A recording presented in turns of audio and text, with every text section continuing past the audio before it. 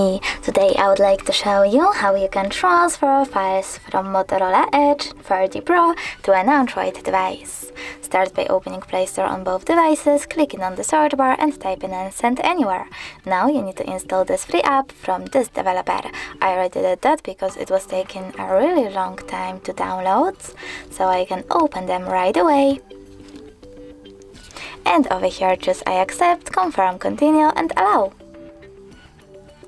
Now you need to select Send on Motorola and Receive on an Android.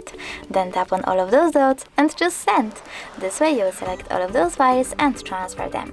It will take a long time though, so I will go with only one photo, for example this one, choose Send and tap on Got It.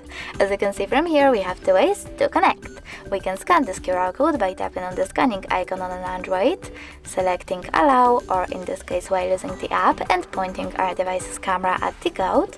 But we can also input this key over here and choose Receive.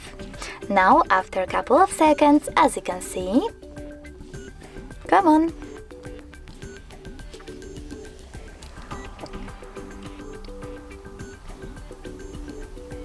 my photo was successfully sent.